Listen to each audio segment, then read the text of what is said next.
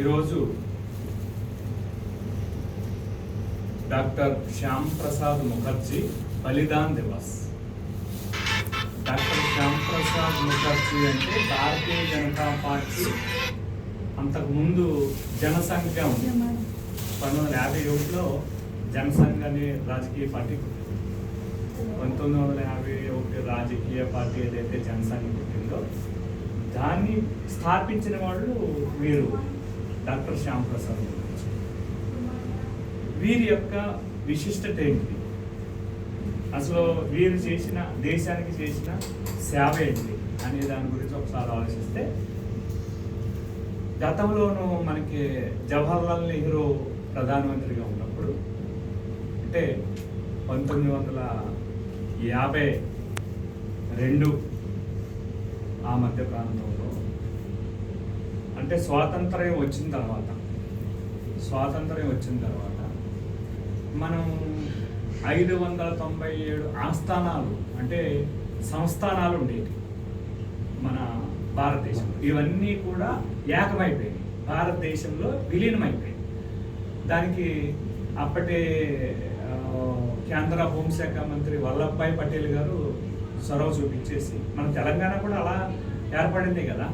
అంతకుముందు నిజాం ప్రభుత్వం ఉండేది, నిజాం ప్రభుత్వం నుంచి భారతదేశంలో విలీనం అయింది. దానికి కారణం వల్లభాయ్ పటేల్. వారు ఈ సంస్థానాలన్నీ కూడా భారతదేశంలో విలీనం చేశారు. ఆ సమయంలో కాశ్మీర్ రాజు ఎవరైతే ఉన్నారో వారు, నేను భారతదేశంలో విలీనం కన్నా స్వయం ప్రతిపత్తి కలిగినటువంటి దేశంగా నాకు కావాలని ఆయన కోరాడు. వాస్తవానికి ఇప్పుడు తెలంగాణను ఏ విధంగా అయితే మనం ఆపరేషన్ పోలో ద్వారా సైనిక చర్య ద్వారా విలీనం చేసుకున్నామో చేసుకుంటే అయిపోవు. కానీ జవహర్లాల్ నెహ్రూ ఏం చేశాడంటే, వాళ్ళు ఏదైతే కోరుకుంటున్నారో దానికి అనుగుణంగా సరే ఓకే, మీకు ప్రత్యేక దేశంగా లేదంటే ప్రత్యేక రాష్ట్రంగా స్వయం ప్రతిపత్తి కలిగినటువంటి రాష్ట్రంగా కాశ్మీర్ని విడగొట్టాడు. దానివల్ల ఏంటి, భారతదేశంలో భాగం కాదు, అది సపరేట్, అంటే ఒక దేశంగా దాన్ని పరిగణించాలి, ఒక ప్రత్యేకమైన దేశంగా లేదంటే ప్రత్యేకమైన స్వయం ప్రతిపత్తి కలిగిన రాష్ట్రంగా పరిగణించాలి. మరి అది శాంతి పద్ధతులకి దేశానికి ఎంత విఘాతం అది. కాబట్టే ఈరోజు అంటే కాంగ్రెస్ పరిపాలించిన 60-65 సంవత్సరాలు ఉగ్రవాదం ఉంది అంటే దానికి కారణం ఏంటి, సీమాంతర ఉగ్రవాదం కాశ్మీర్లో ఉందంటే అది సపరేట్గా ఉంది కాబట్టి. అంటే ఎక్కడున్న పోలీసు వ్యవస్థ పనిచేయదు, ఎక్కడున్న రాజ్యాంగం పనిచేయదు, ఎక్కడున్న ఏదైతే చట్టాలు ఉన్నాయో అవి పనిచేయదు, సపరేట్. కాబట్టే అది ఉగ్రవాదులకి నిలయంగా మారింది కాశ్మీర్. ఊరికే మాట్లాడితే కాశ్మీర్లో ఆ ఉగ్రవాదం జరిగింది, ఈ ఉగ్రవాదం జరిగింది, ఆ ప్లేట్లు జరిగింది, జరిగింది. కారణం ఏంటి, ఎందుకంటే వాళ్ళు సపరేట్గా రాజ్యాంగం ఒకటి ఏర్పరచుకున్నారు, సపరేట్గా ప్రధాన్ని ఏర్పాటు చేసుకున్నారు, సపరేట్గా ఒక స్వయం ప్రతిపత్తి కలిగిన రాష్ట్రంగా సపరేట్గా ఆర్టికల్ 370 ద్వారా అప్పుడు ఏర్పాటు చేయింది. దానికి మూల కారణం జవహర్లాల్ నెహ్రూ, కాంగ్రెస్ ప్రభుత్వం. దాన్ని వ్యతిరేకించాడు డాక్టర్ శ్యామ్ ప్రసాద్ ముఖర్జీ. వారు ఏం చెప్పారు, ఒక దేశంలో 2 పతాకాలు పనిచేయదు, జాతీయ పతాకాలు ఒకటే ఉండాలి. ఒక దేశంలో 2 ప్రధానులు పనిచేయరు, ఒక దేశంలో ప్రధాని ఒకటే ఉండాలి. ఒక దేశంలో 2 రాజ్యాంగాలు పనిచేయవు, ఒక దేశంలో ఒక రాజ్యాంగం ఉండాలి అని.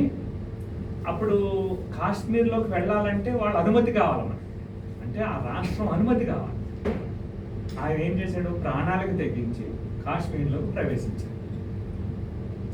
కాశ్మీర్లోకి ప్రవేశించిన తర్వాత వాళ్ళు ఆయన అరెస్ట్ చేయడం, జైల్లో పెట్టడం, విషాహారం ఇచ్చి వారిని చంపడం జరిగింది.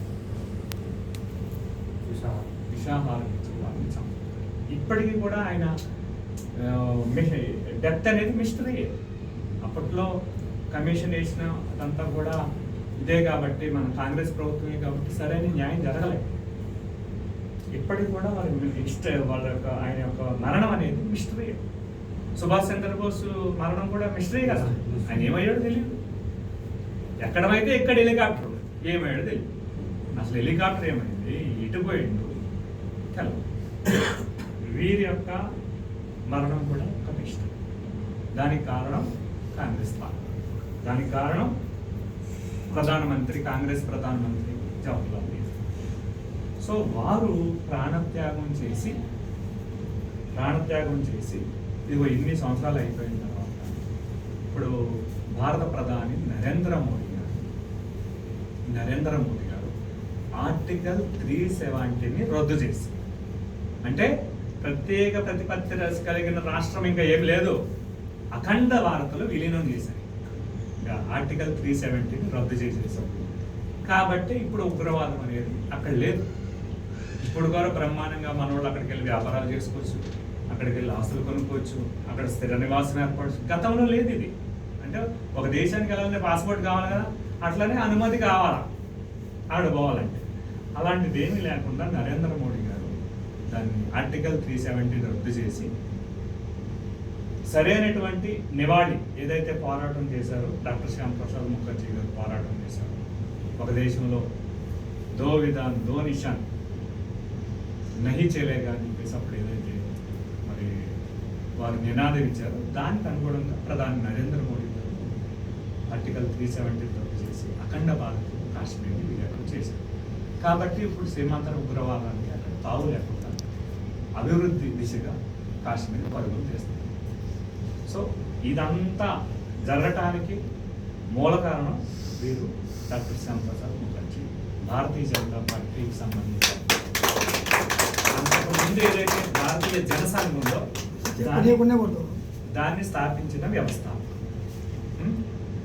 సో వారు మరణించినటువంటి రోజు ఈ రోజు మనం దాన్ని ఏమంటామంటే బలిదాన్ దివస్గా మనం ఈరోజు భారతీయ జనతా పార్టీ 80వ రోజు ఈ కార్యక్రమాన్ని మనం జరుపుకుంటాం. ధన్యవాదాలు.